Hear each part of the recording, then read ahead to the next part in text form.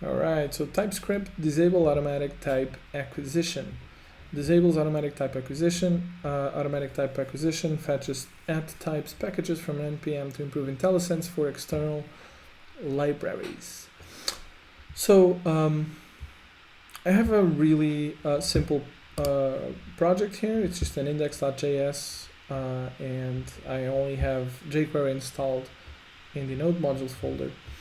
And notice that VS Code does not complain about the $sign. It knows what the $sign means, and not only that, it can give you suggestions for everything, all the functions, all the methods that the $sign has, that jQuery has, in the suggestion box. So how does VS Code knows about all this stuff?